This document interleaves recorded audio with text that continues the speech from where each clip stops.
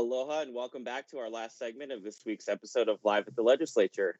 Joining us for this segment is another GW, not Glenn Wakai, but Representative Gene Ward, joining us from his office in the Capitol, and he represents District 17, which spans from Hawaii Kai to Kalama Valley. Rep. Ward, good morning. Thanks for joining us. Good morning, Kyle. Hey, you're pretty sharp today. I never thought of Glenn Wakai and Gene Ward as the same, but that's good because I'm going to quote Glenn with my opening statement.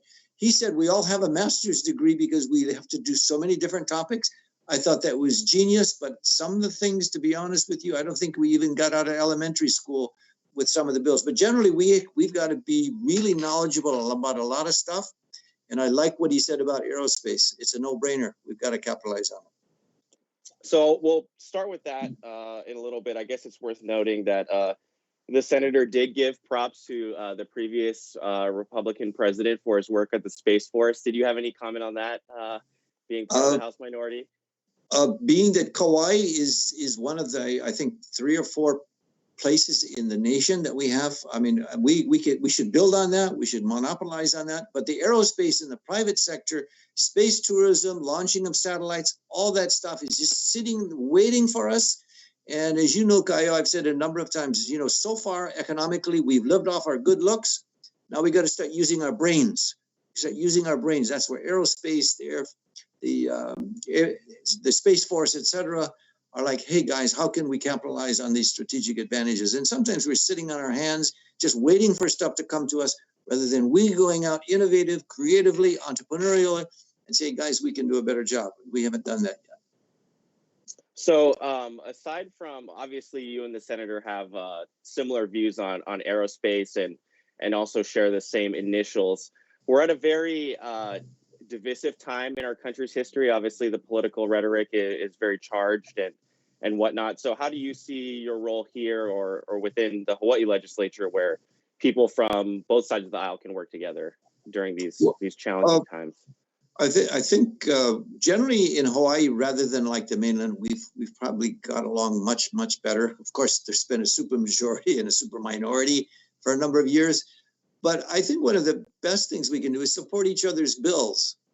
I think people should know that I came out with a tweet, an Instagram, and I called it a robust kudo for Representative Sylvia Luke because of her bill 1299 to basically sweep all of the funds from the special funds into the general funds, because this is something that, as a member of the Finance Committee before, we were waiting to happen, and only, I think it was the Tax Foundation that Loa Kalapa proposed years ago, because we had so many special funds that we actually allow them to do what otherwise we are supposed to have control of the spring. So supporting everybody's bills and ideas and not feeling that, oh, you're from a different party, therefore you have a different perspective. And you also know, Kaio, I introduced a bill that says employers cannot, on the basis of an employee hiring or firing, use that based upon political affiliation.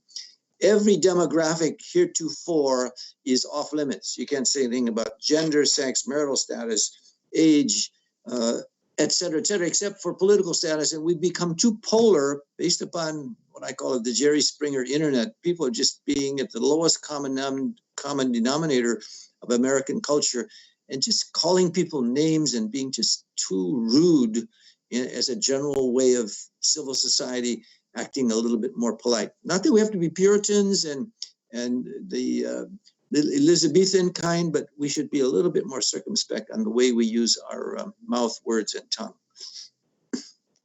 Absolutely. And transitioning to this session, you serve on, being in the minority, you serve on 6 committees. The chair of Culture and the Arts was just on the first segment. So what has that been like to be on 6 committees? That means being 2 places in once. I'm supposed to be actually in the committee hearing right now talking about the COVID shots required to get here, and then Kauai having a difference, wanted to get a shot 3 days later. But hey, it's exciting. This is where, if we don't really show our mettle to the people of Hawaii, we are in a crisis mode, not only because of what we have is a pandemic of which we got to get rid of. We've got an economy that needs to be open. People are not working. They're hurting. They're kind of on top of each other. They're sort of at each other's throats. We've got small businesses that are dying, that are crying, and I got a lot of hope in what Glenn Wakai has said and how we can hopefully not push them over the brink. And then lastly, we got a huge budget deficit. So this is a time that we've got to deliver, as we are the representatives of the people of the state of Hawaii. So I feel a particular burden. So 6 committees, not a big deal. I mean, look at Senator Favela. He's got 17 committees. So mine is a cakewalk. Do you feel like we're at a good place as a legislature, as a state, as far as what issues we're addressing and the priorities so far?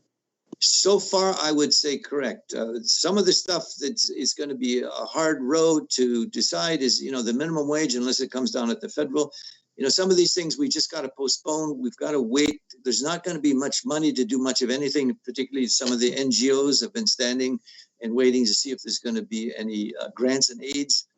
That's probably not going to happen. What we've got to do is, again, get that pandemic thrown on the ash heap of history, as I call it. We've got to be able to vaccinate, and we got to be able to test. And I feel one of the things that we're really falling short on, and that's creating a new pharmaceutical industry using our own Oceanit that's got a test for 10 minutes, and for $20, we can do bubble testing. We can make all the teachers test it with all the students, and they can feel secure with one another and not just wait for the vaccinations. So we're coming along okay, but the test of the pudding is in the tasting. When we sign ADA, what's the date? End of April. We're going to get out early this time. It'll depend on what we've done between now and then that will really answer the question you've just asked. So we have about minute 15-ish left. One thing I think which would be good to sort of keep going on throughout the session is a message of hope. You had given the governor kudos for mentioning that in the State of the State. Talked a little bit about it last week with our previous segment. So, Rep. Ward, what would you say gives you hope moving into the session and for the rest of the year? It gave me hope that the governor mentioned hope 5 times. and that was, I was expecting. The only thing that he didn't do is give us timelines. We got to give people a sense of when we're going to get out of this. But the basic point of not being discouraged is, look, remember who you are and who we are. We are Americans. We've gone through this stuff before. We've had trying times from the beginning of our country to the middle of civil wars, Vietnam wars, etc. We can get through this. And I don't want to be mushy about saying we can do it together, but look, with the discipline that's been going on in Taiwan and Hong Kong, they've got the pandemic kind of pushed on the side. Their economies are back open again, Australia, New Zealand. We can get through this, but right now it's a lot of juggling back and forth, states' rights, personal rights, et cetera, et cetera. We just got to kind of bite the bullet and get through it, but remember who we are. And that's why we can get through this. We're Americans, and we're in Hawaii. That should be a model on how we can get through this. Absolutely. Great perspective as always. Rep. Ward, thank you for joining us in the middle of your busy morning.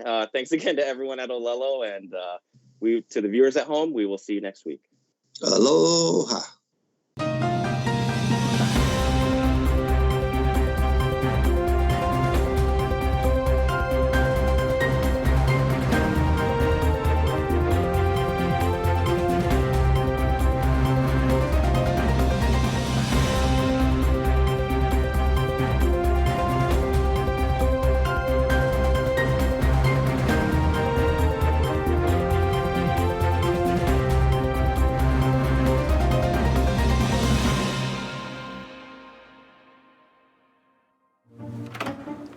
What are you doing? We have to go. I'm gonna be late for work. It's Tuesday morning. I gotta record live at the legislature on Olelo. Senate and House leadership discussing what's happening at the state capitol. So just watch it on the news tonight. Come on, let's go. Hey, this is like getting the news before it's news. If only I could get this remote to work. There. Can we go now? No DVR? No problem. Watch Wednesday evenings at 7 p.m. on Channel 49.